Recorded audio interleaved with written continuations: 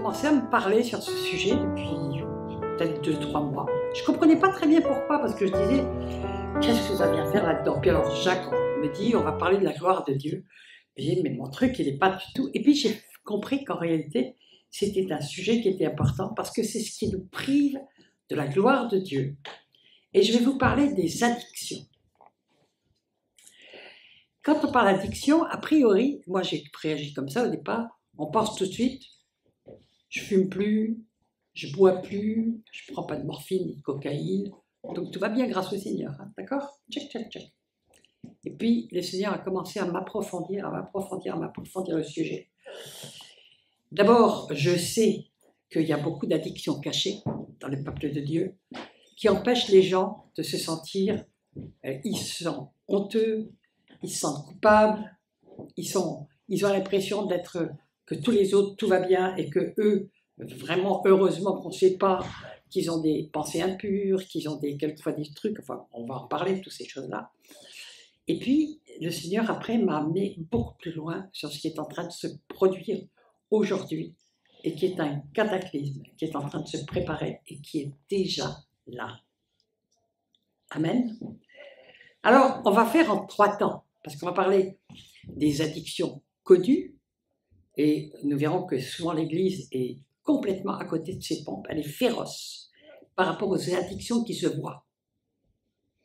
Je vais commencer par une petite histoire. Un jour, j'étais j'étais depuis 2 ans, responsable dans une église de 500 membres africaine, en France, et à la sortie de la réunion, je vois 10 personnes il y avait beaucoup de jeunes, qui étaient autour d'un jeune qui venait de se convertir et qui lui disait « faut que tu arrêtes tout de suite de fumer, il faut que tu arrêtes tout de suite de fumer, il faut que tu arrêtes tout de suite de fumer ». Les gars, il était comme ça, il est parti, il n'est plus jamais revenu. Je veux dire, absurde. En plus, c'est une addiction et ça peut ne pas être un péché. C'est ce qui est vrai. Moi, je vais vous raconter. Quand j'avais 20 ans, tout le monde fumait. Tous les jeunes fumaient. Tous. Et ceux qui ne fumaient pas, on les prenait pour des cinglés, ou pour des demeurés, ou pour des arriérés. Et si on allait dans des restaurants, ceux qui ne fumaient pas, on leur disait de se pousser, hein. Ils n'avaient qu'à aller ailleurs. Si on allait dans les avions, on pouvait fumer. Si on pouvait aller dans les cinémas, on pouvait fumer. Partout, on pouvait fumer. C'était une norme et personne ne savait à l'époque que ça donnait du cancer. On l'a su peut-être 15 ans plus tard. Mais entre-temps, on était tous liés. Mais liés de chez liés. Moi, quand je suis arrivée au Seigneur à 50 ans, je fumais 2 paquets de cigarettes par jour, mini, depuis plus de 35 ans. Okay? Et donc, je veux dire que j'étais vraiment liée. Mais je n'ai jamais eu de conviction de péché. Dieu m'a arrêté, mais je n'ai jamais eu de conviction de péché. Pourquoi? Parce que j'avais commencé à fumer, ce n'était pas un péché. Jésus a dit, si je ne leur avais pas parlé, il n'aurait pas de péché. Personne ne savait que c'était mal. Donc on n'a pas fait par... Il faut suivre ce que dit la Bible. Vous allez me trouver dans la loi de Dieu qu'il ne faut pas fumer. Ben, vous allez avoir du mal. Hein. Vous allez avoir du mal, hein, d'accord? Un jour, il y a quelqu'un qui a dit, oui, mais tu comprends, Jésus a dit, ce n'est pas ce qui rentre dans la bouche qui souille l'homme, c'est ce qui en sort. Et la fumée, ça sort de la bouche. Oui. D'accord, donc il y a toujours des bons prétextes. Donc c'est toujours pour vous dire que tout est totalement relatif. Je veux dire qu'on ne péchait pas. On ne péchait pas et on ne savait même pas. À l'époque, il y avait des cancers, etc. J'ai rencontré un jour un directeur du CETA qui m'a dit « Je ne peux pas vous dire pourquoi, mais on ne peut pas... J'ai arrêté du jour au lendemain de fumer. » Il ne m'a pas dit pourquoi. Parce qu'à l'époque, c'était hyper secret. Il ne s'agissait pas de paniquer les gens. Il a fallu pratiquement 10 ans que les États-Unis arrivent et sortent des trucs pour qu'on sache que c'était mauvais pour la santé. Et en réalité, si on arrête de fumer, c'est une addiction corporelle. Je veux dire que c'est les méninges qui réclament leur dose. Et en plus, il y a une juste gestuelle. Donc c'est très compliqué de s'arrêter de fumer. Qui ici a dû s'arrêter de fumer? Qui l'a fait d'une manière miraculeuse. Miraculeuse, ça c'est comme ça. Ouais. Donc Dieu peut faire, on va en parler. Qui l'a fait vraiment en ramant? Moi, je l'ai fait en ramant. Bon. C'était très dur parce que j'étais terriblement imprégnée. Et puis, il y avait 30 ans de gestuelle. On le prend avec le premier café le matin, on le prend avec chaque café, on le prend au moment où on ouvre un livre, on le prend au moment où on fait ceci. C'est-à-dire qu'il y a toute une gestuelle associée. Et qui plus est, moi, quand le Seigneur m'a guéri de ça, il a commencé par me guérir de ce qu'il y avait derrière. Qui faisait que j'avais besoin d'avoir tout le temps quelque chose à la bouche, et c'était le rejet. Et le Seigneur m'a dit, je vais commencer par te guérir de ça. Et quand il m'a guéri de ça, la volonté d'arrêter est venue toute seule. Et quand il y a la volonté, après Dieu nous aide. Amen. Donc c'est pour vous dire que très souvent, on a des jugements comme ça, parce que et on est très loin de la réalité. Alors, on va parler, qu'est-ce que c'est qu'une addiction? C'est quelque chose dont on ne peut pas se passer. Et si on se force à s'arrêter, ce qui est souvent le cas, on va remplacer par une autre addiction, mais qui sera socialement plus acceptable. Hein, moi, quand j'ai arrêté de fumer par la force, moi, je me suis mis à manger des chewing-gums. Oh, personne n'est addict aux chewing-gums. Bon. Mon mari, quand il s'est arrêté de fumer, il s'est mis à manger des glaces au chocolat en tour de bras. Bon, c'est pas une addiction, ça. Mais si, c'était la même addiction. Simplement, il y avait eu un report. Vous comprenez ce que je veux dire? Et souvent, je me souviens quand je me suis convertie, j'avais plein d'addictions. Donc je vous parle du sujet, jamais je culpabilise les gens avec ça, ni je les juge. Je sais d'où on en sort, comment on en sort. Et le Seigneur a permis qu'il y ait des trucs très durs, il y a des trucs qui ont été miraculeux. Est-ce que vous savez quelle est la première addiction dont le Seigneur m'a délivré? Je vous le donne en mille parce que vous seriez incapables, sauf ceux qui m'ont entendu, de le savoir. La première addiction dont il m'a débarrassé le jour de ma conversion. L'après-midi même, j'ai été délivrée. C'était du bridge. Eh ben, j'allais dire le jeu. J'étais complètement addict au bridge. Je pensais bridge, je parlais bridge, je n'avais que des amis dans le bridge. Et le Seigneur voulait que je m'intéresse à autre chose qu'au bridge. Eh bien, il m'a guéri miraculeusement du bridge. Comme ça, je m'en souviendrai toujours. Je faisais des tournois de bridge 3 fois par semaine, je jouais avec des internationaux, puis on arrive, on met vraiment le couteau sur la table, parce qu'il s'agit de gagner, envers et contre tout, c'est vraiment d'une agressivité, on fume comme des troupiers, etc. Et donc, j'étais devenue une très bonne joueuse de bridge, je jouais dans les grands tournois internationaux. L'après-midi de ma conversion, j'arrive dans un tournoi de bridge, puis là, j'étais là, puis j'étais, qu'est-ce que c'est que ces bouts de carton là que j'ai dans les mains? Et tout d'un coup, ce n'était plus que des bouts de carton. Ce n'était plus un outil de conquête, de compétition, de hargne, on doit gagner par tous les moyens, etc. Je ne savais pas que c'était une addiction, le bridge. Eh bien, le Seigneur savait que c'était la pire des addictions, parce que ça m'aurait empêché de me plonger et tout d'un coup de me mettre à dévorer la parole, parce que ça me bouffait ma tête, mon temps, mes pensées. Vous comprenez ce que je veux dire? Il y a des addictions qui sont...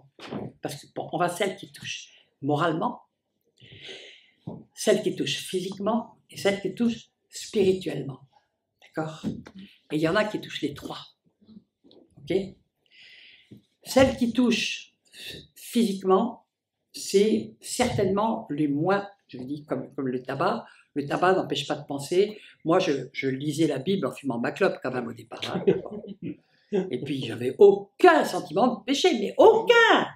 Puis un jour, j'étais converti depuis 3 ans. Alors, c'était juste pour vous faire sourire. J'étais déjà dans le ministère depuis 1 an et demi. Et j'allais d'église en église. On me demandait partout parce que je racontais mon témoignage qui était quand même assez moi, je ne sais pas le mot, mais c'est de la folie. Bon. La manière dont le Seigneur m'a attiré à lui, il m'a amené lui, enfin, il fait l'objet de mon premier livre. Et évidemment, je n'étais pas délivré du tabac. Et donc je restais dans les églises, puis je faisais de la délivrance très vite. Le Seigneur m'a mis dans la délivrance. Donc, je faisais des délivrances. Les pasteurs allaient tailler la bavette à tous les nouveaux convertis. Et moi, pendant ce temps-là, je délivrais toutes les personnes qu'à 3h, 4h du matin. Et quand j'arrivais à 4h du matin, que j'étais bien épuisé et que j'avais pas fumé depuis 7h, je me précipitais hors de l'église. J'allais tout à fait derrière l'église, au fond. Je me sortais ma clope. Et à ce moment-là, il y avait toujours, mais toujours, mais attendez, l'amour de Dieu, il y avait toujours un jeune qui arrivait en disant « T'aurais pas du feu, s'il te plaît ?» De l'église, évidemment. Alors que vous pouvez, moi j'en vois souvent des chrétiens, ils sont dehors, ils vont se cacher là un peu pour fumer. Mais fumer tranquille, comme disait Ray Brooks. Il disait, écoutez, fumer ne vous empêchera pas d'aller au ciel, la seule chose c'est que vous irez plus vite que moi.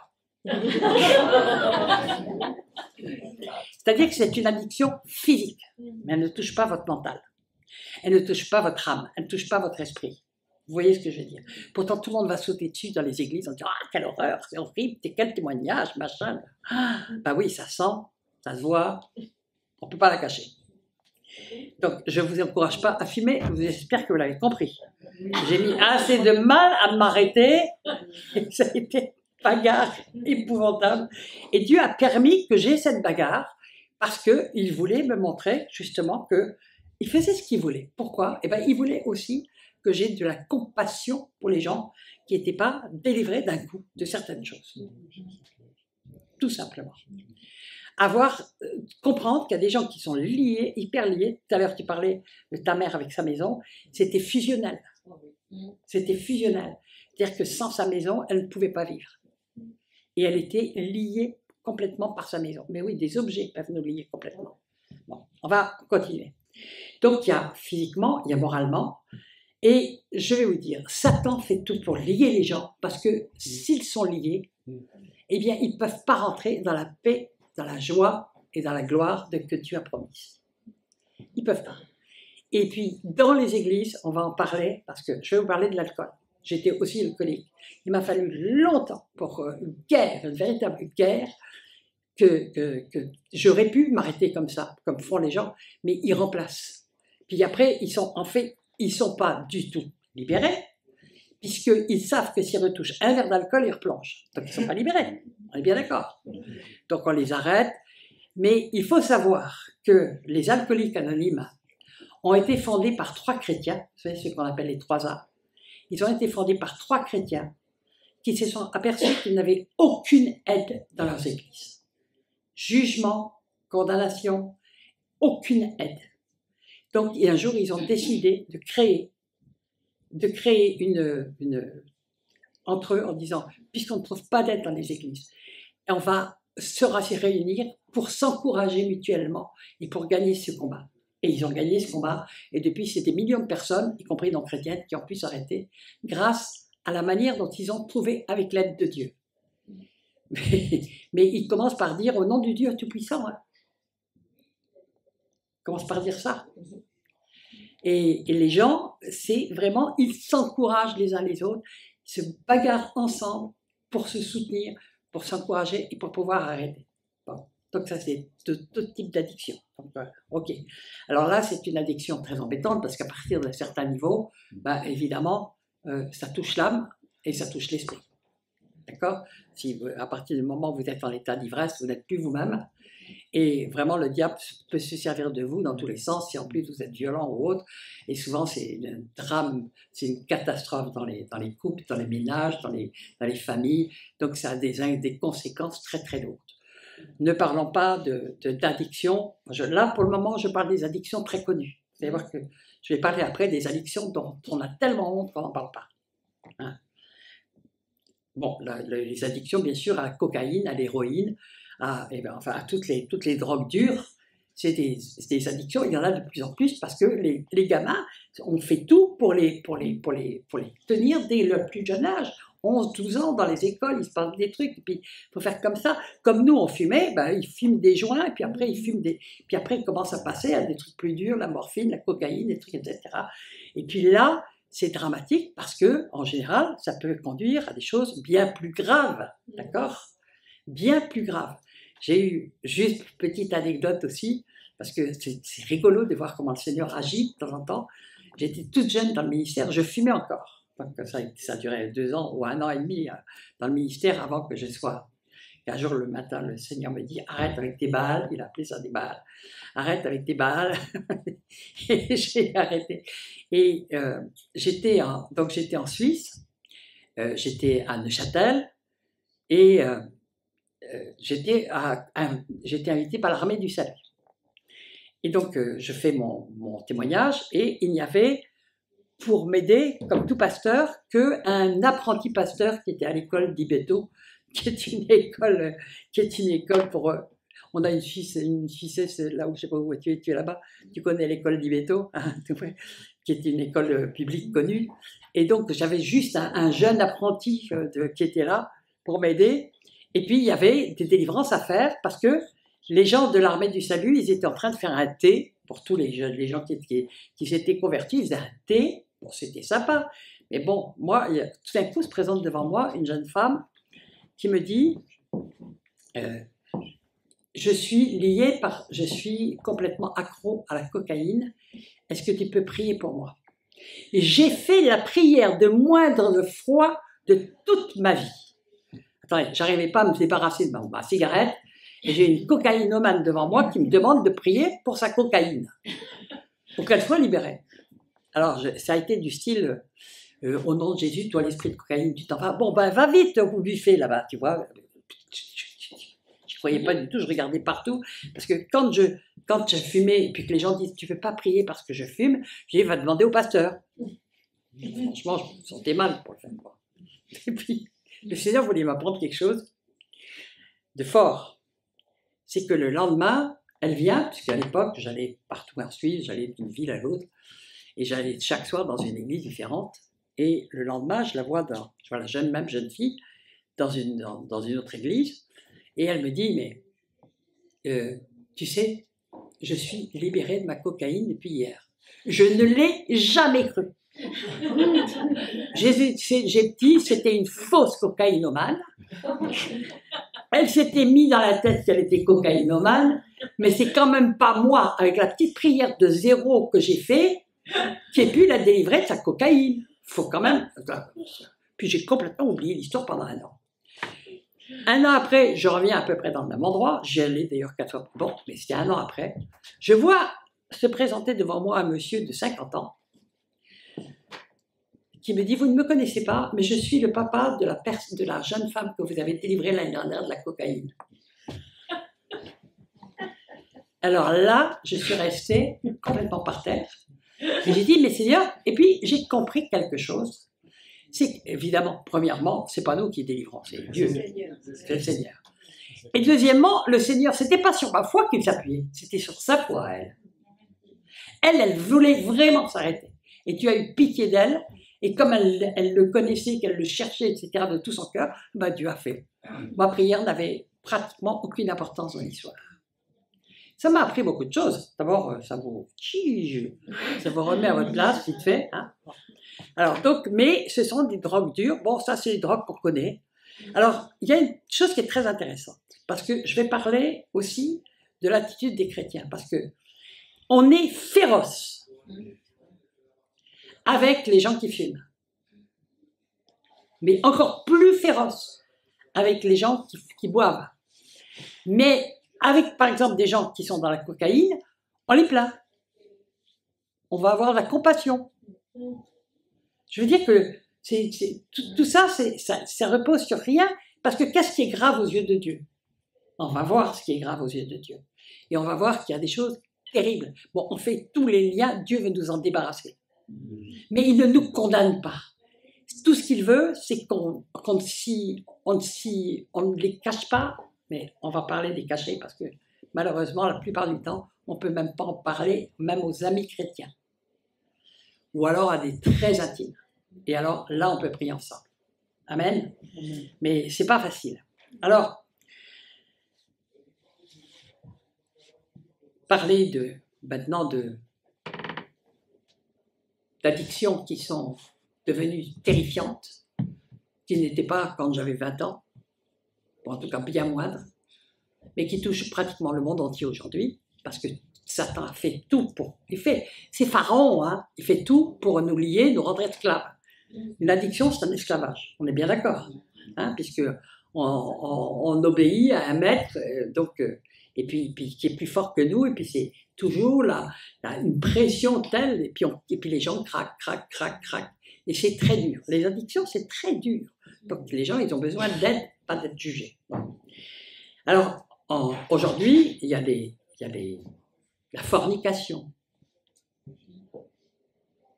Je suis en train de préparer, je ne sais pas si c'est un livre ou autre, bon, le Seigneur va me montrer les gravités de ce qui s'est passé. Et rien que quand on a légiféré sur la pilule, c'est pas devenu une libération de la femme, c'est devenu une libération de la sexualité débridée.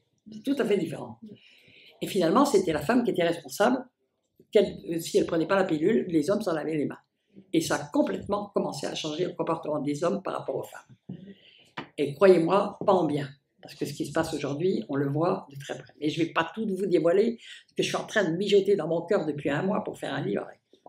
Ou peut-être un message, mais certainement des articles, parce que ce que le Seigneur est en train de me révéler me renverse. Bon. Il y a... Bon, ça, c'est des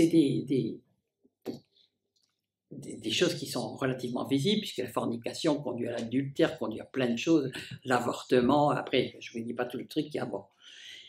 Mais, et puis, ça amène des dégâts dans les vies, comme la ruine, le divorce, la maladie, la mort, selon la gravité, parce qu'il y a des tas de gravités. Chez les alcooliques, par exemple, il y a le degré 1, le degré 2, le degré 3. Degré 3, les gars, ils vont vers la mort. Le degré 1, c'est le style alcoolique mondain qui va jusqu'à faire comme Jeanne Calment qui buvait son petit verre de Porto encore à 130 ans, je sais pas quoi, tous les soirs. Et elle disait, c'est ce qui m'a maintenu en vie. Non, mais c'est vrai, hein. Elle aura 127 ans, je pense. Et elle buvait son petit verre de Porto tous les soirs. Ben, elle était addicte. Attendez, 120 ans de petit verre de Porto, on enlève, mettons, les 7 premières années. Mais bon, ça, elle avait quand même bien vécu avec, hein, franchement. Je vais citer quelques-unes, comme ça. On a parlé de la drogue, l'alcool, selon la durée, la quantité, le tabac, les jeux d'argent. De plus en plus. De plus en plus. Les jeux d'argent, mais depuis longtemps. Les addictions sexuelles. Vous savez, c'est des démons épouvantables qui sont faits dans la nature. Après, les gens, ils deviennent nymphomanes pour les bonnes femmes et pour les hommes, ils sont complètement obsédés. Hein, et ils veulent plus. Et puis, ils ne voient que ça.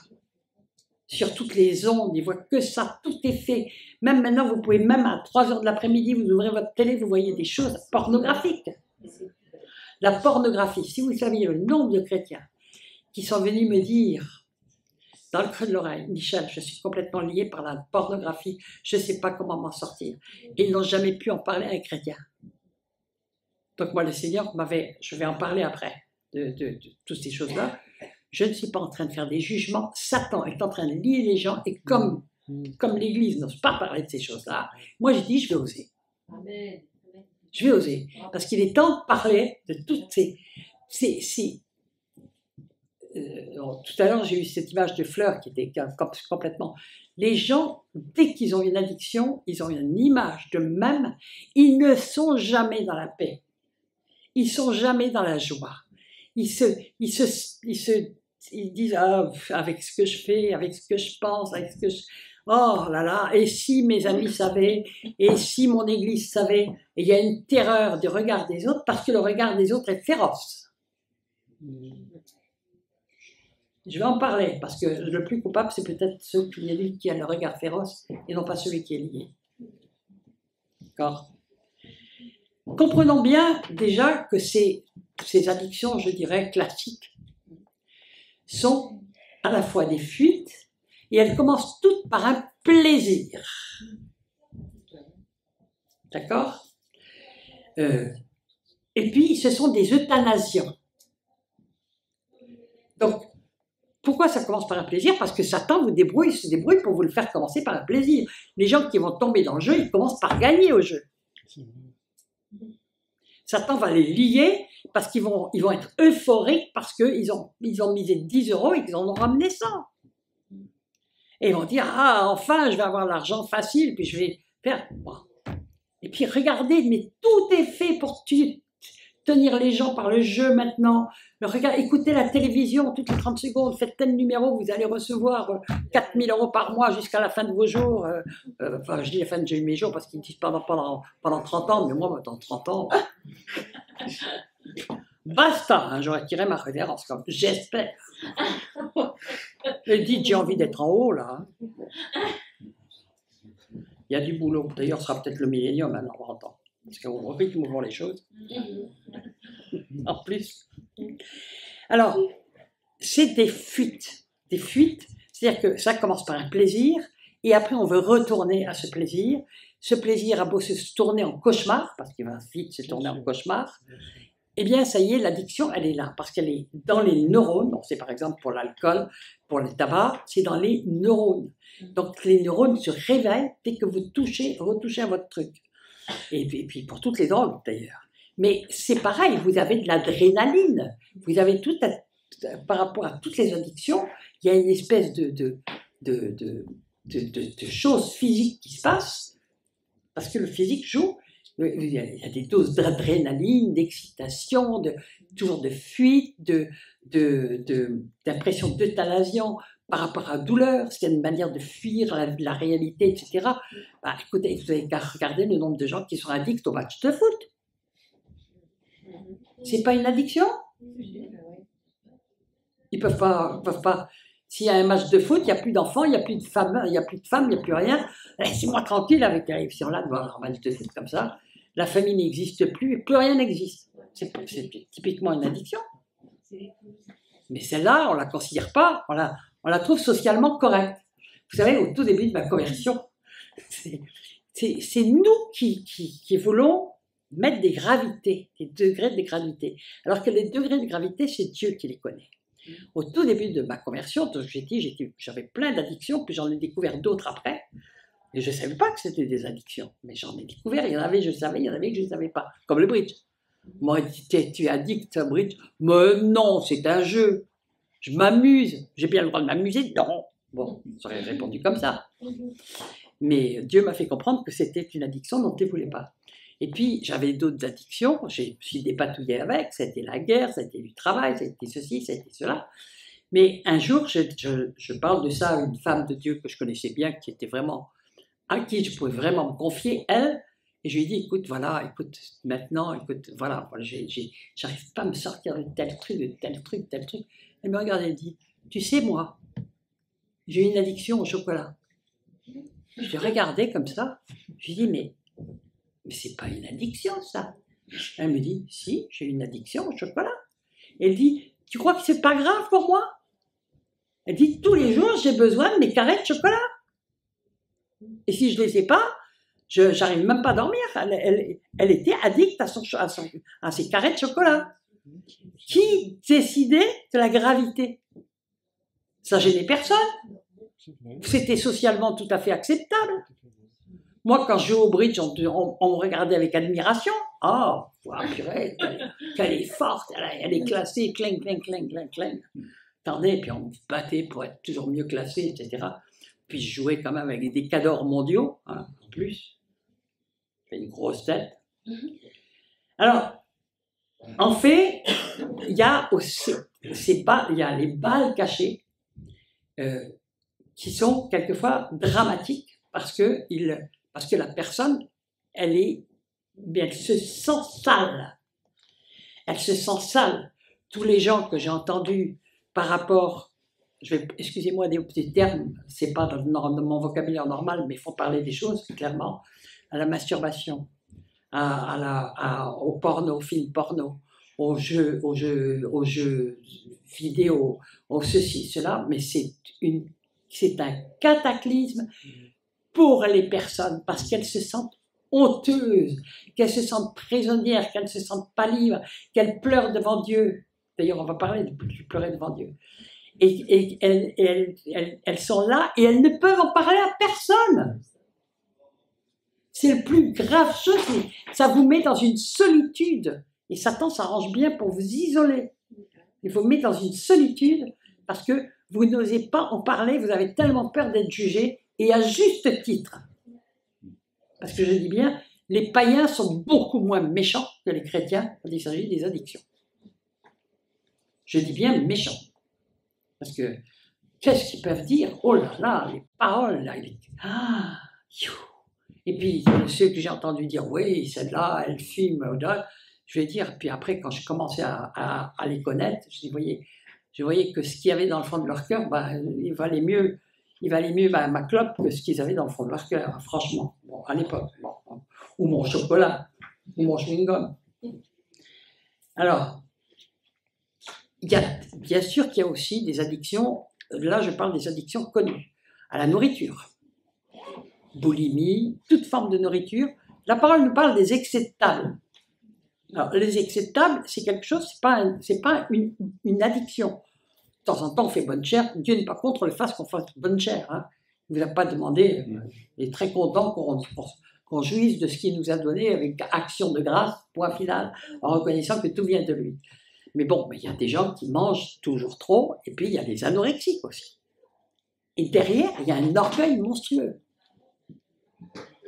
Ou un désespoir monstrueux. Mais enfin, les causes des anorexies, si on les connaissait toutes, il n'y en aurait pas. Je veux dire que les médecins ne savent pas comment les soigner. Parce qu'on ne comprend pas pourquoi les gens ne veulent plus manger. Et puis, ils se voient et ils craquent le moins peu de graisse et ils ont l'impression d'être horriblement laids. Et puis, tout d'un coup, ils deviennent des boulimiques. Puis, ils crient et puis ils s'esquintent. Donc, c'est des addictions. C'est des addictions. Ils ne peuvent pas manger ou ils mangent trop. Ils ne peuvent pas se passer ni de l'un ni de l'autre. Hein, et quelquefois, ils basculent de l'un à l'autre. Bon. Je vous parle toujours des choses. Bon. Maintenant, il y a d'autres addictions qui sont, par exemple, le grignotage devant la télé. Alors, les Américains qui nous ont importé ça. Mais vous avez qu'à aller vous promener aux États-Unis, vous verrez 50% d'obèses. Ils sont devant la télé. Soda, Coca-Cola, un petit, je sais pas comment ils appellent leur truc à la viande, les gâteaux, les machins, les trucs. Ils s'esquintent complètement à la santé. Mais n'empêche qu'ils sont addicts à leur système pour manger devant la télé. C'est une addiction. Parce qu'ils sont pas libres. Ils savent pas faire autrement. Si on sait pas faire autrement. Les Hébreux, les Hébreux, ils étaient shootés aux dieux égyptiens. Et à la nourriture qu'ils avaient en Égypte. Vous vous souvenez un petit peu dans Nombre 13, Nombre 11, quand ils sont en Égypte, on avait des cailles, on avait des oignons, on avait des os, nos yeux ne voient que la manne. Attendez, Dieu leur donnait un aliment merveilleux pour leur santé, mais ils étaient addicts à tout ce qu'ils avaient laissé en Égypte. Et donc, ils ne pouvaient pas se passer, ils sont morts par milliers dans le désert. Quand Dieu fait pleuvoir des cailles, c'est par dizaines de millions à quel temps. Ils ont demandé des cailles, tu veux des cailles? Chignon. Ils étaient shootés. Regardez, à peine sont-ils sortis d'Égypte. Ils ont vu la puissance de Dieu à l'œuvre, ils ont vu toutes les choses. Et Dieu a pourtant tout fait pour commencer à les dégoûter de l'Égypte. Parce que il n'y a pas très longtemps que j'ai vu, Jacques nous en parlera certainement mieux, mais il en a déjà parlé, je ne sais pas si ça va être dans cette semaine, mais en tout cas il en a parlé. Mais ça m'a beaucoup frappé qu'il est écrit « Puis vint un pharaon qui n'avait pas connu Joseph. » Et il va commencer à appesantir sa main sur les Hébreux. Vous allez dire « Mais pourquoi Dieu fait ça? Pourquoi Dieu permet ça ?» Puis il arrive un autre pharaon, vient un autre pharaon qui n'avait pas connu Joseph et qui va encore plus. Pourquoi Dieu a fait ça? Parce qu'il ne voulait pas partir d'Égypte. Pour conquérir leur liberté, il fallait que Dieu mette une pression incroyable de méchanceté de la part de Pharaon qui à la fin leur faisait faire des briques sans paille et leur faisait travailler nuit et jour pour que surtout ils n'aient pas le temps de rendre un culte à leur Dieu, ça nous est écrit. C'est vrai, c'est vrai. Et donc ils ont dû faire Dieu a fait tout ça et il a voulu que... Je dis ça, mais vous savez, c'est ce qui va se passer pour l'Église aussi. Parce que Dieu ramène ce qui est passé. Ça nous est dit. L'Église, elle est dans le même état. Elle veut pas Elle veut pas être libre, être vraiment libre dans le Seigneur. Elle aime bien ses traditions, ces trucs. On peut être addict à son pasteur, à son église, à son groupe de prière. Vous suivez là ou pas? Oui. Vous reconnaissez que c'est vrai? Oui. Le nombre de gens que j'ai entendu me dire « je ne peux pas partir de tel lieu parce que mon église est à côté ». Et pourtant, sur tous les plans, il fallait qu'ils s'en aillent. Et bien, pour faire partir le peuple hébreu d'Égypte, Dieu a mis une pesanteur incroyable pour que ce peuple crie enfin à Dieu. Et il est dit, ce peuple se mit à crier à Dieu. Ils sont restés 400 ans dans l'esclavage. Il a fallu 2 pharaons d'affilée, dont un particulièrement mauvais, qui était en train de les faire crever, pour qu'enfin ils se mettent à crier à Dieu, pour sortir de leur esclavage. C'était une addiction. Ils étaient addicts à tout le confort de l'Égypte, à toutes les bonnes choses qu'il y avait à manger. Ils n'avaient pas la moindre envie de partir. Ils n'avaient pas envie. Ils s'étaient installés dans leur système. Et donc, il a fallu que Dieu fasse quelque chose de très lourd pour qu'ils se décident à partir. Et puis après, on dit, mais pourquoi Dieu les a mis devant la mer comme ça? Mais il fallait qu'ils voient Pharaon englouti et qu'ils aient une sainte crainte de Dieu. Et d'ailleurs, quand Pharaon a été englouti, il est écrit « Le peuple eut une sainte crainte de Dieu ». Ça a duré 3 jours. Au bout de 3 jours, ils commençaient à murmurer, à râler, parce qu'ils n'avaient pas ce qu'ils avaient en Égypte. Et toute l'histoire d'Exode, on voit murmure, toujours en train de pleurer, parce qu'ils regrettent leur Égypte. Vous n'appelez pas ça une addiction, ça? Ils étaient addicts à l'Égypte et au Dieu de l'Égypte. Attends, ils avaient de l'or, ils ont donné leur or pour faire un veau d'or pour l'adorer. Ça avait plus de valeur que leur or. Un faux Dieu avait plus de valeur que leur or. Donc une addiction, c'est un Baal, c'est un Dieu qui domine sur vous. Et qu'on aime. Parce qu'il vous a donné du plaisir, apparemment. Et que vous ne pouvez plus vous en passer. Donc tout, c'est innombrable les addictions qui existent. Innombrable. D'accord? Alors, je ne parle pas du fait qu'il y a des liens sadomasochistes qui sont extrêmement malsains. Il y a des liens fusionnels familiaux qui sont terribles. Quand on veut faire les délivrances, c'est quelque chose de terrible. Je ne citerai pas les personnes, mais il y avait 2 personnes qui étaient fusionnelles. On n'avait pas pu avancer. Dans le dernier séminaire, je dis à la mère, lâchez votre fille. Et à la fille, acceptez d'être lâchée par votre mère. Les 2 ont eu des grandes délivrances. C'était des liens terribles. Et tout le monde baptise ça d'amour. Et eux-mêmes. On a besoin de la révélation de Dieu, quelquefois. Hein, pour qu'on fasse ça. Il y a une amie, elle n'est pas là, elle m'a dit qu'elle allait venir ce week-end, mais elle est infirmière. Elle est spécialisée dans les addictions dans une prison. Donc elle a étudié, elle a fait des études. Et une des choses qu'elle m'a apprises, non, elle n'est pas là. Mireille n'est pas là, non? Non, parce qu'elle m'a dit qu'elle viendrait, sinon j'aurais fait témoigner. Elle est spécialisée dans les addictions dans à Fresnes, fleurémérogis. Et elle m'a raconté, elle m'a dit, elle a fait donc toute une formation par rapport aux addictions, parce que tous les prisonniers ou presque sont addicts à l'alcool, à la drogue, à la coke, à tout ce que vous voulez, au sexe, n'importe quoi. Hein, bon. Et donc elle a beaucoup étudié ça. Et il n'y a pas longtemps, quand je lui ai parlé, elle m'a dit, mais tu sais Michel, les addictions les plus dures et les plus lourdes sont toutes celles qui sont contractées avant l'âge de 25 ans.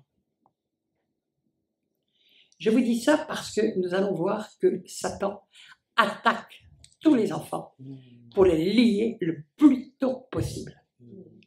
Parce que après, c'est comme si la personne, elle avait pris l'habitude de vivre autrement et elle va moins, puis elle sait ce que c'est qu'une addiction, elle va moins se laisser prendre, moins se laisser piéger. Moi, j'ai eu ma première télévision devant les yeux. Je devais avoir 16 ans, je crois.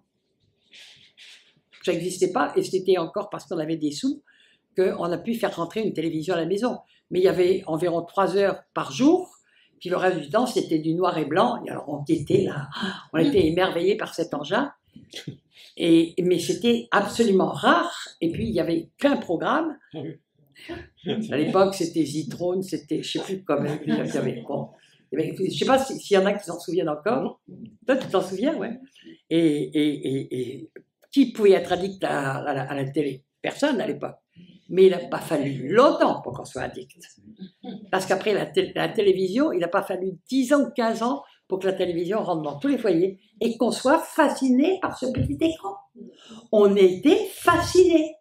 Tout d'un coup, il y avait le monde extérieur qui arrivait chez nous et on était fascinés, on prenait ça pour un progrès magnifique. Mais aujourd'hui, c'est devenu le meilleur moyen de lier tous les jeunes. Et puis, on va reparler de tous les écrans tout à l'heure, mais on peut déjà en parler. Il y a une addiction aux écrans aujourd'hui qui est devenue dramatique et Satan fait tout pour lier les enfants le plus jeunes possible. Et les parents croient bien de leur donner une tablette à 3 ans, leur premier... Bon, je te parlerai d'autres choses après parce que le Seigneur m'a montré des choses. Alors, on va... Bon, donc, on éprouve un plaisir, c'est un plaisir. Et là où il y a plaisir, on n'a pas l'impression que c'est un péché. Mais il faut vraiment l'Esprit de Dieu. Je vais lire l'Hébreu 11, 24. C'est par la foi que Moïse, devenu grand, refusa d'être appelé fils de la fille de Pharaon, aimant mieux être maltraité avec le peuple de Dieu que d'avoir pour un temps la jouissance du péché. Donc il y a une jouissance dans le péché. D'accord ? Regardant l'opprobre de Christ comme une richesse plus grande que les trésors de l'Égypte, car, c'est la phrase la plus importante qu'on doit retenir, car il avait les yeux fixés sur la rémunération. Je veux dire que c'est l'une des premières clés, c'est la rémunération. Et la rémunération, c'est d'abord d'être bien dans sa peau avec Dieu, d'être dans, de pas avoir de frein dans notre relation avec le Seigneur. Et alors que c'est des freins, les addictions sont des freins, d'accord ? Ce sont des freins, on ne se sent pas bien, on n'est pas bien, on est devant le Seigneur, on dit Seigneur, je te demande pardon, mais j'ai fait ça, et puis on a fait ça, comme je ne sais pas combien de fois, et puis on ne s'en sort pas. Et puis on ne sait pas comment s'en sortir. Et puis on ne sait même pas, il y en a qui vont en cachette voir les païens, et c'est quelquefois efficace, plus efficace que les chrétiens. Mais je vous assure que l'Église, elle n'est pas informée, donc elle est démunie, et elle est féroce. C'est impressionnant. C'est impressionnant. Moi, je l'ai vu tout le long de ma route, la dureté des chrétiens avec les addictions qui se voient, et puis celles qui ne se voient pas. Moi, j'ai entendu une chrétienne de 40 ans, ancienne dans mon église, dire, tu sais Michel, l'alcool, c'est pas grave parce que ça se voit pas, mais la cigarette, tout le monde le sent. Et quand j'ai entendu ça, vous savez, j'avais peut-être 15 jours de conversion. Quand j'ai entendu ça, j'ai dit, mais c'est terrifiant. Je comprenais que c'était terrifiant. C'est ce qui les intéressait, c'était ce qu'ils voyaient, pas ce qu'ils ne voyaient pas. Mais Dieu, ce qui l'intéresse, c'est ce qui ne se voit pas. Il voit jusqu'au fond de notre cœur. Et c'est tout ce qu'on fait en cachette. Et plus c'est pire, plus c'est fait en cachette. Oui ou non? Oui. C'est clair.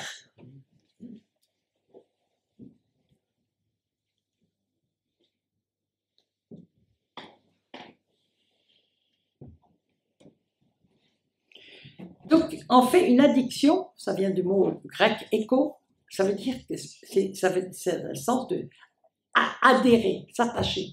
C'est-à-dire qu'on s'attache, et en échange, on est complètement lié et attaché.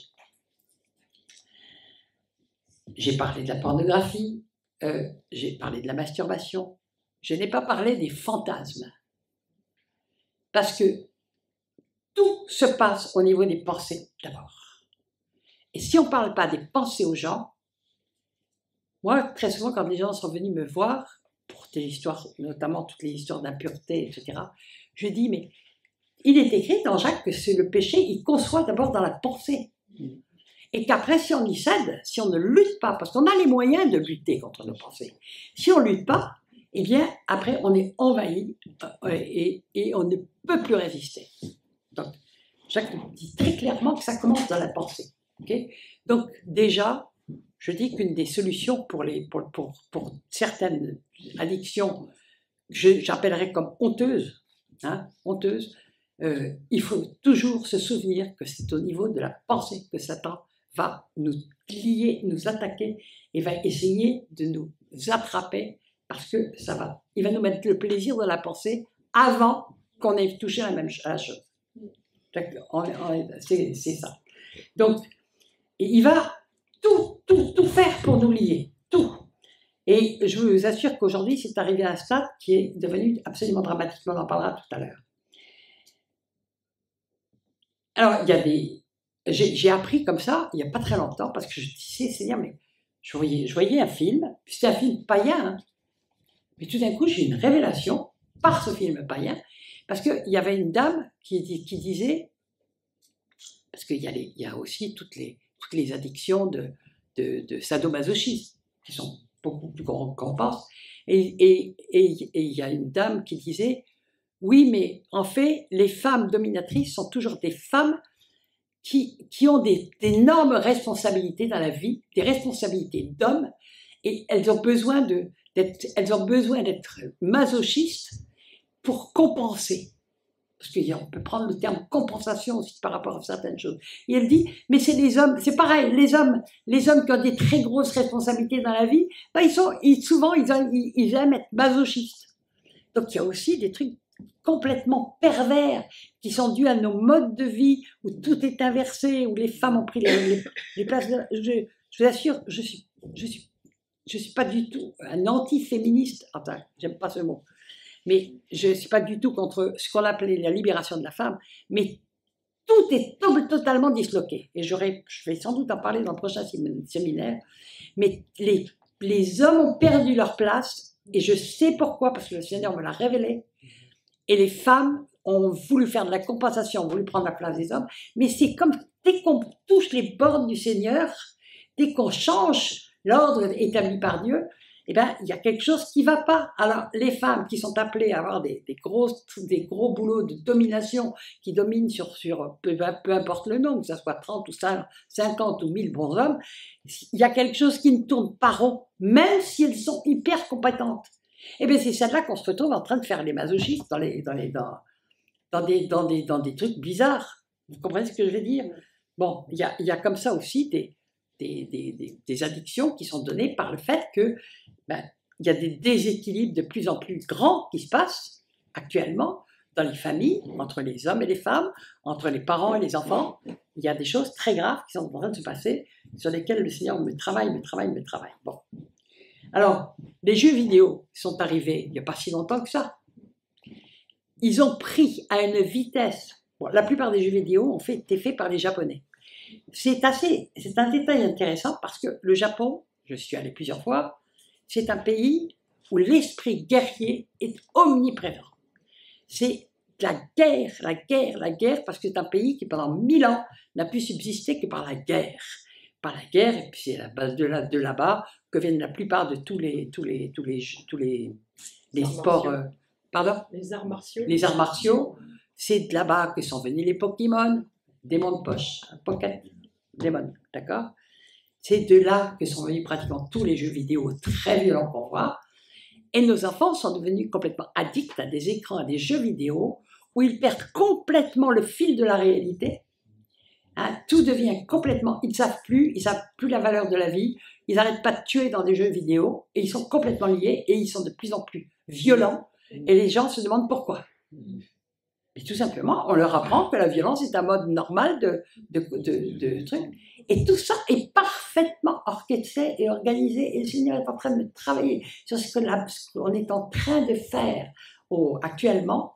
On est en train de lever des générations. Alors, la génération des jeux vidéo, ça a commencé, c'est déjà une génération qui est adulte maintenant. Celle qui a commencé, elle est adulte. Maintenant, Satan, il s'occupe de choses beaucoup plus lourdes. Bon. Et puis, ne parlons pas de tout le monde fictif dans lequel on fait vivre les gens. Et malheureusement, même les chrétiens n'en sont pas distraits. Les Facebook, les réseaux sociaux, les ceci, les cela, ça paraît tellement pratique. Ah, ça paraît tellement pratique. Mais vous savez très bien ce qu'il y a derrière? Non, vous ne le savez pas. Mais personne ne le sait. mais il s'est orchestré pour nous mettre tous, en réalité, sous contrôle. C'est parfaitement orchestré et organisé. Et la meilleure preuve que l'on ait, c'est que quand vous avez quelqu'un qui s'élève pour dire des choses que le monde ne veut pas entendre, ou que les politiques ne veulent pas entendre, comme par hasard, on lui coupe son compte Facebook, on lui coupe son comptable, ça me gratte, son truc, sa chaîne YouTube, ces trucs. Non mais c'est impressionnant ce qui se passe. Je veux dire qu'actuellement, il y a une tyrannie mentale et spirituelle qui est en train de s'installer. Et pour le moment, on croit encore être libre chrétien, mais la plupart des chrétiens ne sont pas libres, c'est pas vrai. Ils sont abreuvés d'informations mensongères, mais c'est invraisemblable. Et comme ils ne lisent pas suffisamment la Bible, je suis désolé, mais il n'y a qu'un seul livre au monde qui peut vous dire ce qu'est la vérité et la lumière, c'est la Bible. Alors qu'on est dans un monde de ténèbres, et les ténèbres dégringolent à une vitesse sur la terre qui est affolante. Quand je parle de ténèbres, je parle de choses abominables qui sont en train de se faire de plus en plus, d'accord, à travers les lois, etc. On peut être addict aux bonbons, on peut être addict au golf, à des jeux, à des trucs, etc. Mais il y a évidemment tous les jeux. On peut être addict à une voiture, on peut être addict à des sports. Il y a des gens qui sont addicts à des sports. Et ils courent tous les matins, ils disent c'est pour être en forme, mais en réalité, ils ne peuvent pas s'en passer, ils sont addicts. Et ils sont addicts, même si c'est mauvais pour leur santé, ils le font quand même. Ok? Alors, j'ai parlé des jeux électroniques, des tablettes, des programmes, addicts à des programmes, l'ordinateur. Tout ça, c'est des instruments, c'est des outils.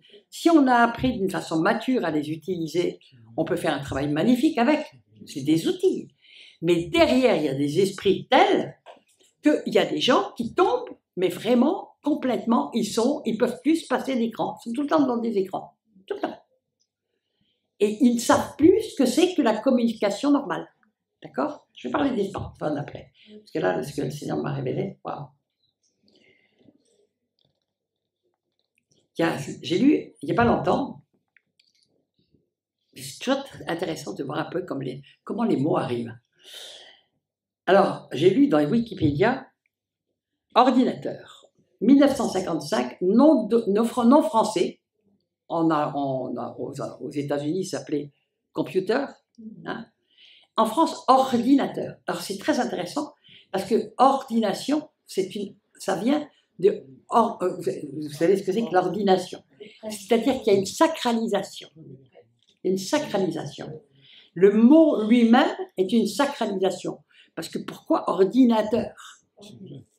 Pourquoi ordinateur? D'accord? Alors, moi, quand on me prive de mon ADSL, je deviens timbré.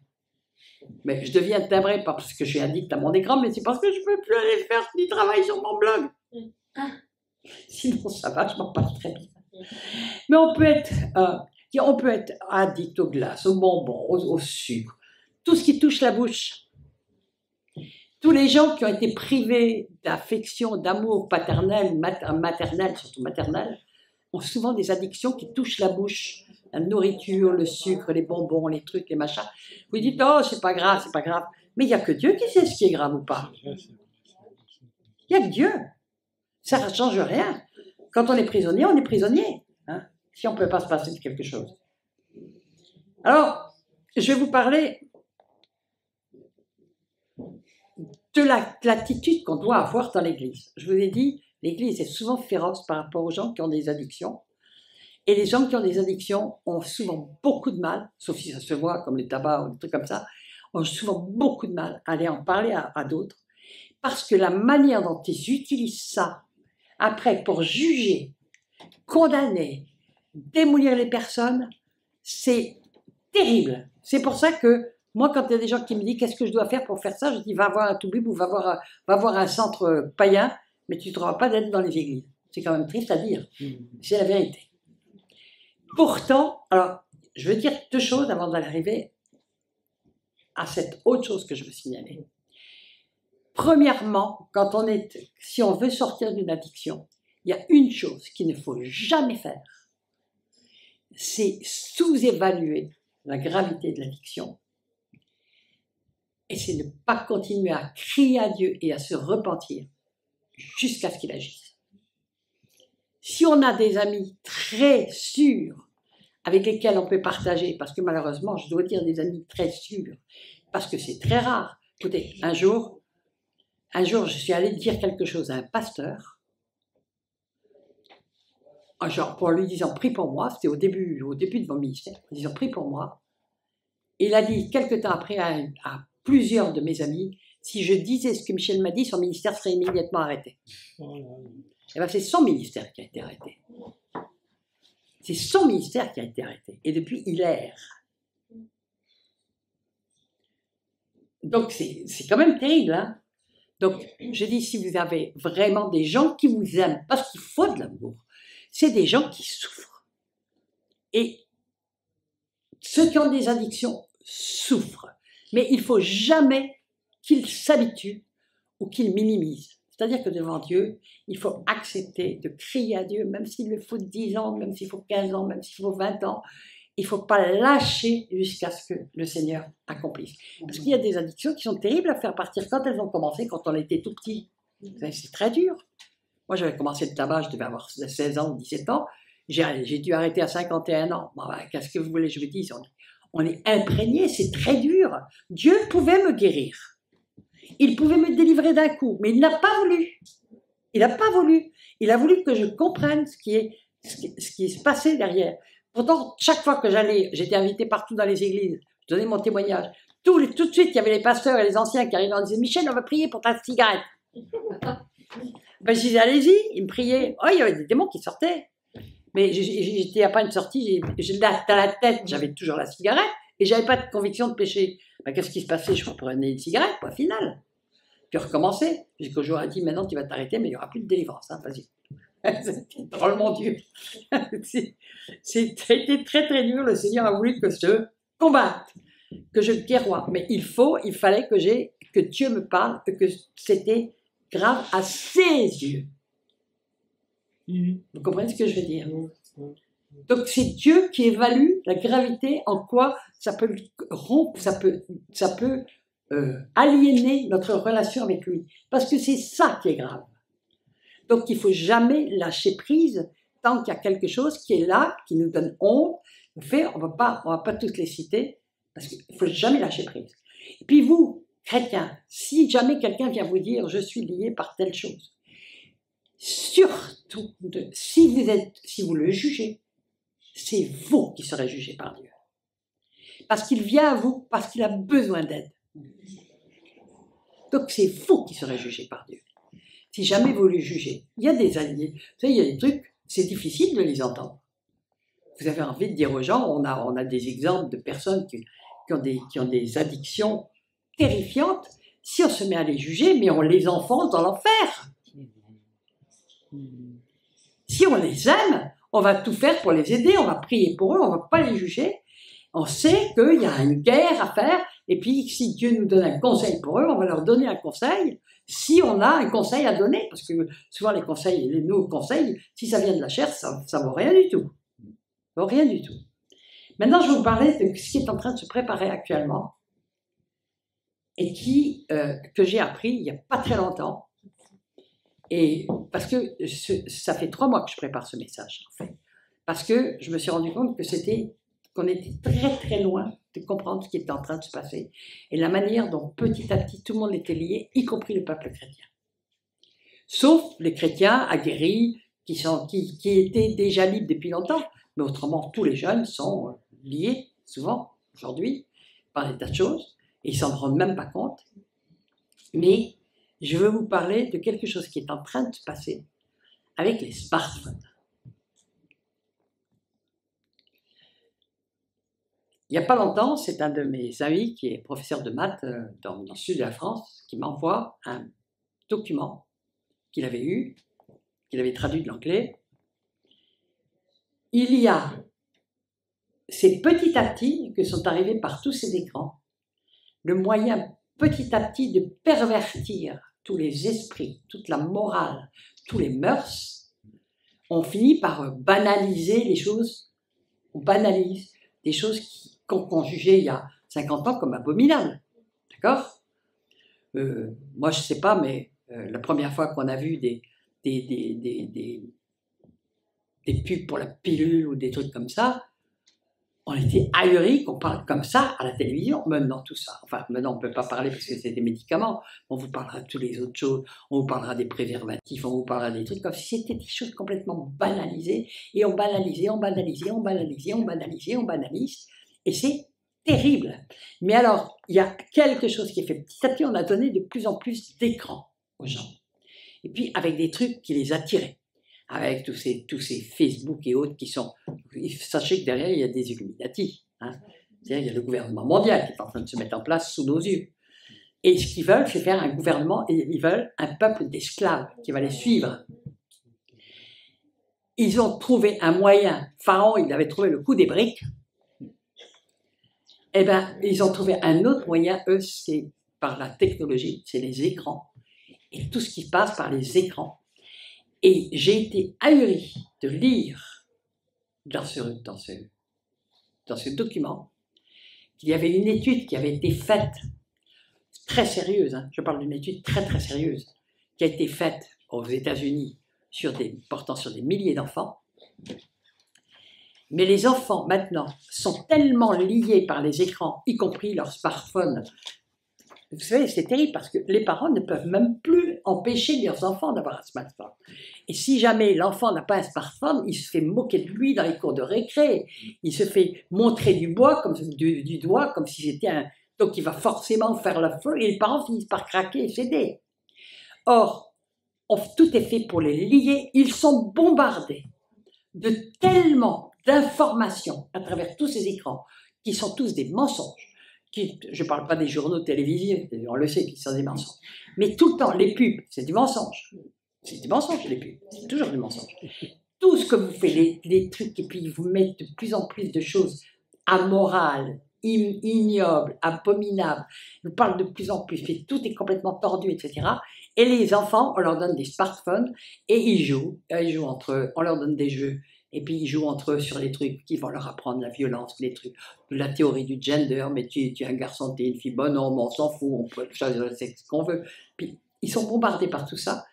Et l'étude a été faite, et c'est volontaire, que les enfants sont bombardés de tellement d'informations toute la journée par leurs écrans qu'ils ne sont même plus capables de réfléchir pendant plus de 8 secondes. Ils ne peuvent pas se concentrer plus de 8 secondes sur quelque chose d'autre. D'ailleurs, il suffit de les voir. On les voit, ils sont tout le temps accrochés à leur tablette ou à leur smartphone. Hein. Et ils vivent, ils n'ont plus de relations normales, ils n'ont plus de trucs. Et tout ça est fait pour faire... Et le mot qui était écrit, c'était zombatisation. En faire des zombies qui ne peuvent même plus réfléchir par eux-mêmes.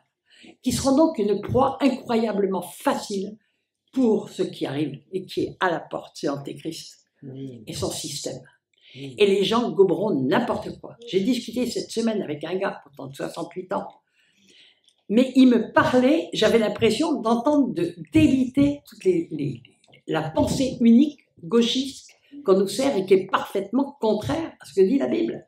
C'était hallucinant, j'étais comme ça. Ils ne se rendaient même pas compte que j'étais devant un démon. Il y avait un démon qui parlait par sa bouche. J'étais là, et puis je lui dis, et puis il me dit, mais j'ai un cancer, il a déjà fait des métastases, mais bon, je lui dis, bon, et vous croyez en Dieu? Oh ben non, alors je ne suis pas prête d'y croire. Hein. Ils sont tellement, mais il était tellement abreuvé, à 68 ans, tellement abreuvé par la désinformation et par toutes les abominations qui sont dites à la télé, qu'on ne peut même plus lui parler de Dieu. C'est même plus possible. Tout de suite, il zappe. Il zappe. Alors, ce qui est en train de se produire actuellement, c'est que notre jeunesse, déjà la génération des 40 ans ou 50 ans maintenant, est déjà complètement prise et prisonnière. Nous, on n'avait rien du tout, hein. On n'avait pas de téléphone, on n'avait pas de smartphone, on a vu arriver la première télé quand on pouvait en avoir une, mais on n'avait pas le temps d'y accrocher. Et puis, mon premier téléphone portable, je l'ai eu à 50 ans. D'accord? Et j'avais un ami qui était directeur de cabinet, enfin, il avait été directeur d'une très grosse truc dans un ministère. Il avait un téléphone portable, alors ça, c'était donc il y a 30 ans, c'était une espèce de grosse boîte comme ça qu'il devait trimballer avec lui, puis comme ça. Bon, je ne sais pas si certains se souviennent des Nokia qu'on avait, qui étaient des gros machins comme ça. Bon, mais vous ne pouviez pas les mettre dans votre poche, là, je peux vous le garantir. Donc ça n'existait pas, ces trucs. Mais c'est arrivé à une vitesse. La Wi-Fi, j'ai eu pour la première fois de la Wi-Fi il y a 15 ans. Vous ne les aviez pas. Les ordinateurs, mon premier ordinateur, je l'ai eu il y a 35 ans. C'était un Amstrad. Je ne sais pas s'il y en a qui se souviennent des Amstrad. C'était vraiment enfin, c'est Mathusalem.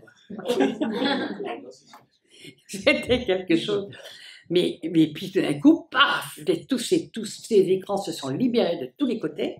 Et aujourd'hui, les gens sont dans des réseaux d'ondes. La 5G qui arrive, il dit beaucoup de choses. Je n'ai pas de preuves, mais je pense que c'est vrai. Ça pourra rentrer partout. Ça vous suivra partout. Pardon? De la 6e G. Et il parle déjà de la 6e G. Non, mais ça veut dire que partout, on va être bombardé d'ondes. Est-ce que vous savez que les ondes elles-mêmes détruisent toutes les glandes, petit à petit? On a un ami qui n'est pas là, cette fois-ci, mais qui est électrosensible. Mais il sent les ondes, il ne peut même plus rentrer dans les villes. Même en plein champ, il sent les ondes. Et pourtant, les ondes, chez moi en plein champ, il n'y a pas d'ondes, il n'y a pas de 3G, il n'y a rien du tout. Ben, il les sent. Et puis, il devient malade. Mais les gens sont bombardés. Moi, c'est un médecin, comment ça s'appelle? Bon, je ne trouve plus la spécialité, mais qui m'avait dit que toutes ces ondes qui arrivaient, ces micro-ondes dont on les bombardait, petit à petit démolissaient complètement les hommes de l'intérieur. Toutes leurs glandes, etc. Et il y a plein de maladies qui sortent de tous les côtés. On leur donne des noms bizarres, etc. On est en train volontairement de détruire l'humanité. Parce que les Illuminati estiment, ce sont des satanistes, hein, ils ont pour... ne vous étonnez pas qu'il y ait des Greta qui se promènent, hein, poussés par Soros, il faut le savoir aussi. Les Illuminati, premièrement, ils ont un dieu qui s'appelle Gaïa, c'est la Terre. Gaïa, c'était une déesse grecque, s'appelait Gé ou Gaïa, c'est une déesse grecque, tout le monde se prosternait devant. Mais les Illuminati, les satanistes, sont des adeptes, des adorateurs de Gaïa. Donc ils veulent rendre la Terre écolo. Et pour rendre la Terre écolo, il faut pour eux qu'il ne reste que 500 000 hommes sur Terre. Donc tout le reste, ils vont l'exterminer d'une manière ou d'une autre. Ils vont déclencher une 3e guerre mondiale. Vous allez me dire, oui, mais comment elle peut sortir? Moi, je sais que c'est vrai puisque c'est écrit dans la Bible. La Bible nous le confirme. Et Jésus a même dit, si jamais il n'y avait pas des élus, ben, il ne resterait plus personne. Donc, il y a une volonté délibérée de destruction. Et destruction, ça commence aujourd'hui, ce sont nos enfants. Nous, parents chrétiens, nous sommes qu'est-ce qui est écrit dans la Bible? Qu'est-ce qui est un chrétien par rapport au monde? Il est la colonne et l'appui de la vérité. Ceux qui vont sur mon blog savent combien je peux crier, c'est crier à pleine voix. J'ai l'impression d'être, et il y a plusieurs personnes qui m'ont dit, comme Jérémie, de crier dans le désert. Les gens ne voient pas ce qui est en train d'arriver. Ils ne voient pas qu'on est en train de nous détruire, de détruire nos facultés de penser, que nos enfants n'auront plus la faculté de penser, qu'ils seront abreuvés par des informations qui s'entrechoquent dans tous les sens et qui seront comme des zombies en train de répéter ce qu'ils ont entendu pendant des années. Et ils seront complètement accros à leurs écrans. Ils le sont déjà. Et tout ça est volontaire. Ces hommes se servent de la haute technologie pour pouvoir complètement... Ils ont compris le parti qu'ils pouvaient tirer de toute cette technologie, qui nous fascine. Elle est fascinante. Mais il faut bien se dire qu'ils n'ont rien inventé. Tout ça existait. C'est Dieu qui a voulu que ça soit. Parce qu'on est à la fin des temps. On est dans un temps d'épreuve. L'été dernier, j'ai parlé de ce qu'était le jugement sur l'Église. C'est-à-dire qu'actuellement, l'Église se scinde en deux, avec l'incapacité pour certains de revenir et de se repentir. Et ils partent dans toutes les fausses doctrines, ils ne les voient même plus, ils deviennent aveugles, il reste un faible reste. Faible reste. Qui veut marcher dans la communion avec le Seigneur, dans la fidélité au Seigneur, qui ne veut pas bouger, qui veut rester vraiment sur le chemin étroit, eh bien, on n'est pas nombreux sur le chemin étroit. Je peux vous le dire, on n'est pas nombreux. Et puis, il faut vraiment tout le temps se bagarrer, parce que tout le temps, des gens qui veulent. On est souvent obligé de laisser beaucoup d'amis, beaucoup de gens avec qui on a travaillé. On est obligé de les abandonner, parce que sinon, ils nous entraîneraient avec eux. Nous entraînerait dans ce qui paraît sympathique, séduisant, le machin, etc. Les fausses doctrines. Mais tout ça nous a été annoncé. L'apostasie nous a été annoncée. Elle a dit qu'elle toucherait tout le monde et que ça toucherait même les élus. C'est bien Jésus qui l'a dit, non? En Matthieu 24, 24. Hein? Et si qu'il y aurait des séductions, des miracles, etc., que ça séduirait même les élus comme ce serait possible. Voilà, point final. Si les élus ne sont pas accrochés au Seigneur, pas accrochés à la parole, ils sont en grand danger. Et les enfants, n'en parlons pas, ils sont en très grand danger. Alors, si vous avez des enfants et des petits-enfants, je peux vous dire que vous pouvez prier, oui. Même dans les écoles, les filles, elles ont 8 ans et 9 ans, c'est déjà des grands écrans informatiques. Ah, mais partout. Accès aux tablettes. Ah, mais partout, oui, bien sûr. Les écrans rentrent partout maintenant. Bah, mais vous êtes obligés, en plus d'avoir des écrans maintenant. Vous ne pouvez plus payer vos impôts si vous n'avez pas l'informatique, vous ne pouvez plus faire plein de... Il y a plein, toutes vos démarches, vous ne pouvez plus les faire. Et on vous présente ça comme une facilité. Oui, c'est une facilité, mais c'est un moyen de vous tenir aussi. Donc,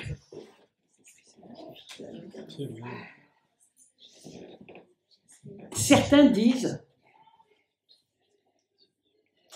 que les jeunes sont décérébrés par les tablettes et les écrans et les smartphones. Décérébrés. Ils ne peuvent plus penser. Ils vont sortir tout ce qu'ils ont entendu toute la journée. Ils ne peuvent plus, ils n'arrivent même plus à avoir des conversations presque en famille. Je vais vous raconter une histoire drôle. Vous entendre cette histoire drôle. C'est un petit dessin que j'ai vu il n'y a pas longtemps, il y a quelques mois. On voyait une maman qui était sur ces fourneaux-là. Puis à table, il y avait le papa, puis il y avait les 3 enfants qui étaient là. Et puis la maman se tourne vers le papa et lui dit « Écoute, demande aux enfants de lâcher leur smartphone, on est à table. » Et le papa dit « D'accord, je leur envoie un texto. » Ça nous fait rire, mais on y est. Hein. Les pères ne peuvent plus parler aux enfants, ils n'ont plus le temps. Moi, il m'est arrivé d'aller chez des amis, mais il y a 3-4 ans, l'enfant ne pouvait pas, les parents n'avaient pas l'autorité pour empêcher leur enfant de finir son jeu qui durait 3 heures avec des amis. Non, mais je suis dans le jeu, je ne peux pas venir. On était à table, il n'est pas jamais venu à table. C'est moi qui ai piqué ma crise à un moment donné. Je lui ai dit, écoute, je suis désolé, j'ai besoin de l'ordinateur. Il me hait. C'est vrai. Non, mais c'est impressionnant. Addiction dramatique. Ça prête à sourire, mais le problème, il est dramatique. Hein. Alors, on voit partout une augmentation de la violence monumentale, parce que les enfants n'ont absolument plus d'autres repères que tout ce qu'ils entendent à la télé et autres. Les parents n'ont plus d'autorité. Il y a d'autres raisons que le Seigneur m'a montrées qui sont très graves, que je dévoilerai après, parce que ça travaille dans moi depuis des mois déjà, et ce que le Seigneur encore me révèle, je ne sais pas si je vais en faire un livre, je ne sais pas si je vais en faire un article, je ne sais pas encore, on verra comment le Seigneur va guider. Mais les élèves en échec, la dégringolade scolaire est dramatique, parce que les enfants sont bourrés d'informations, ils n'ont plus la mémoire dégagée pour pouvoir absorber toutes les informations que leur donne leur professeur. Ils ne peuvent plus soutenir. Bonjour, Mamie Michel. Bonjour. C'est la dame qui fait le petit déjeuner et qui va faire vos repas, qui vient d'arriver. Voilà, comme ça, vous aurez un petit déjeuner. Ok. Si vous saviez ce que je les aime. Puis maintenant, les selfies, les Enfin, il y a plein de trucs. Les gens, attends, vanité complète. Les gens, ils font des selfies, puis ils les passent sur les réseaux sociaux, regardez qui je suis. Ils n'ont plus de personnalité, mais ils ont des selfies. Et eux-mêmes produisent du mensonge, du mensonge, du mensonge, du mensonge, du mensonge, du mensonge. Toujours se montrer sous un faux jour, etc., etc. Je préfère nettement ce qu'on a regardé tout à l'heure, l'arc-en-ciel, parce que celui-là, c'était pas un selfie.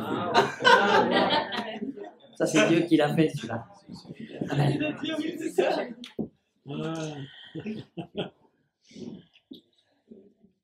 Alors, vous savez que les gens de Silicon Valley, donc ça je l'ai lu, j'ai les liens qu'on peut retrouver sur lesquels il y a tout ça, toutes ces études qui ont été faites.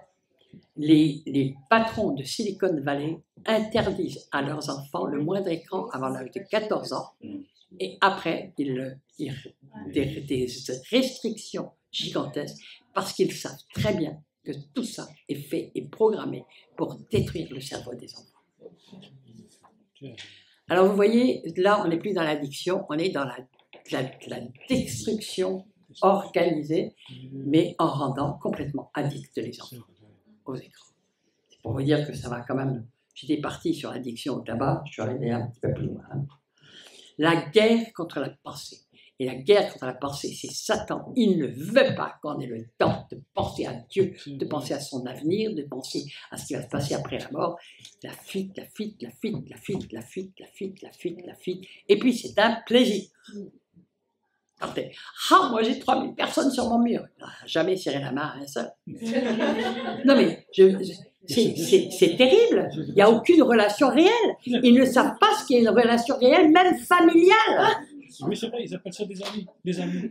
Ils appellent ça des amis. Il n'y a aucune relation. Et il n'y a même plus de relation familiale. Tout le monde est devant son écran. Il y a la mère qui est rendue au travail, elle est avec son smartphone à la main. Il y a le père qui arrive, il est avec son smartphone à l'oreille. Et il y a les 3 enfants qui sont là, ils sont avec leur tablette, leur saint truc, leur machin, ou leur smartphone. Attends, je suis avec tel. Et ça n'arrête pas. C'est monstrueux. Je suis émerveillé, il n'y a pas eu un smartphone qui a sonné là. C'est quand même beau.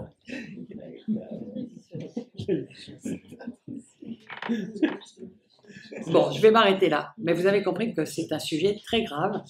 Ça touche aussi bien nous, à titre personnel, si nous avons des addictions. On n'est pas là pour vous juger, et j'espère qu'aucun chrétien ici n'aura l'idée de juger. Et peut-être qu'il y en a qui ont besoin d'aller, ne venez pas vers moi, bien sûr, vous ne pouvez pas, mais vous pourrez aller vers Jude, vous pourrez aller vers Jacques, vous pourrez aller vers Didier, vous pourrez aller vers Micheline, vous pourrez aller vers d'autres. Vous ne serez pas jugés, vous serez aimés, et nous savons que c'est une guerre. Mais votre guerre, vous, c'est de ne jamais vous accoutumer à ce que ça soit comme ça, et que Dieu vous prendra tel que vous êtes. Le Seigneur, il ne veut pas que vous restiez comme ça. Il ne veut pas que vous restiez prisonnier, il a tout fait pour que vous soyez libre. La vérité vous affranchira. Donc il ne faut pas sortir de la vérité. Amen. Et puis il y a maintenant ce cri d'alarme que je lance, qu'on n'entend jamais lancer, mais que je lance très fort, parce que j'entends tellement de choses. Le Seigneur, comme par hasard, il m'a bombardé. C'est pas par hasard que j'ai une amie qui est venue chez moi. J'avais oublié complètement qu'elle faisait des études sur les addictions. Puis il y a cet ami, le fils d'une amie qui m'envoie ses documents, etc. Dieu veut qu'on en parle. Il veut qu'on en parle. Et il veut que nous soyons des parents assez forts pour en parler à nos enfants en lui montrant les dangers, que ça va lui ravager le cerveau. Tout simplement.